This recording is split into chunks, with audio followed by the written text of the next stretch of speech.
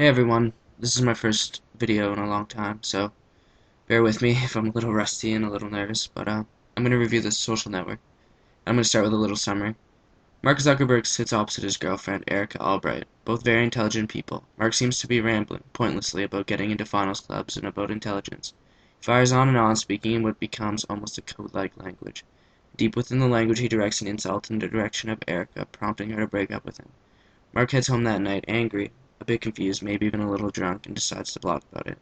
Mark then comes up with what he believes is a brilliant plan, a website where you rate two girls based on their hotness without knowing anything about them. The mass influx of visits to the site causes Harvard's servers to crash.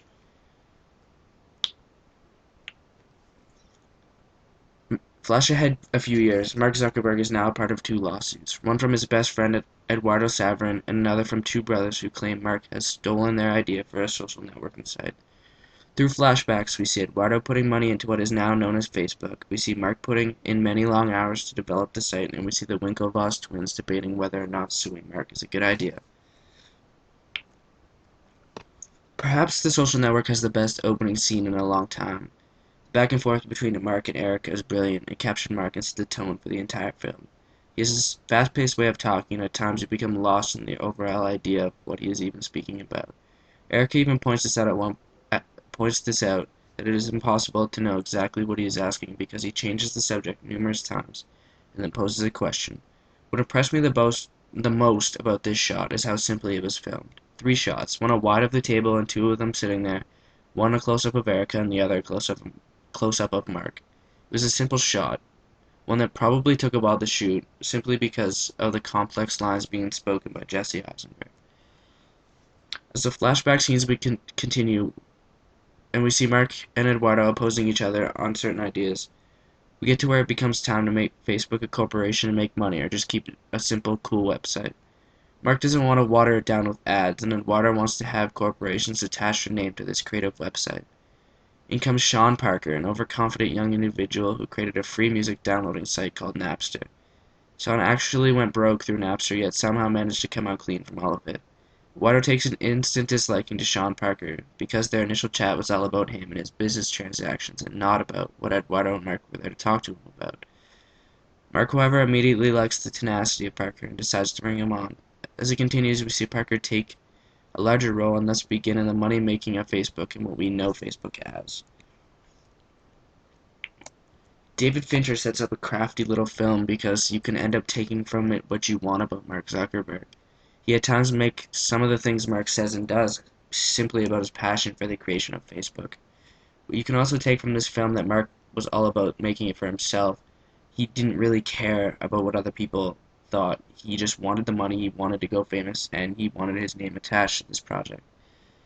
But you can also take a little bit of both, because at times Mark seemed really enthusiastic and passionate about what Facebook was becoming, yet at times he answers in such a condescending way that you cannot help but have a negative reaction to what he is saying. Fincher creates a film that accurately depicts the social aspect of this generation. The new age of people relies so heavily on access to Facebook and now Twitter that without it we feel bored and lost. Zuckerberg changed this generation. Facebook has many users in many different locations that span the globe, all because he had the will to spend the time in his dorm room figuring out codes and creatively figuring out what people wanted. There are times throughout this film where the insanity of today's world is captured perfectly. We live in this fast-paced, take-no-prisoners kind of world. We live in the type of world where people get left behind, as Mark says to Eduardo at one point in the film. Fincher creates a film about university students living that life, working towards something, but he also captures the downright nastiness of people these days. Mark was even willing to stab his best friend in the back to make what is essentially his idea become a reality, even though Eduardo had been with him from the start. Fincher not only creates potentially a candidate for Best Picture at this coming year's Academy Awards, but he creates a film that in 10 or 15 years could be the one film that defines this generation and who we are as people. Take what you want from the social network. Perhaps it will turn you off social networking, but for me, all it does is reinforce how dependent we are. We are all on having these means at our disposal. In the end, Zuckerberg The Zuckerberg that is displayed on screen will not change my views on Facebook. It shows me that there was a lot of hard work and dedication involved in making this website. We cannot hate it for becoming a means to make money in a corporation, because that is the intent of everything we use in our day-to-day lives. There's no point in boycotting Facebook for doing what every other corporation does daily. Everything about this picture is definitely flat out awesome.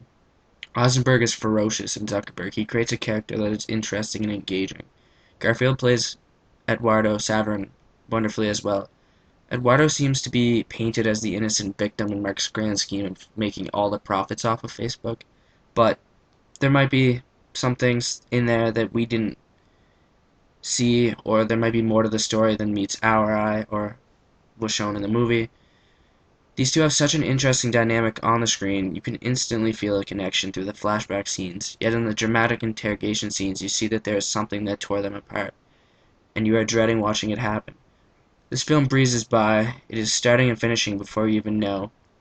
I'm going to enjoy this entire film. The Social Network is definitely a film-going experience you do not want to pass up.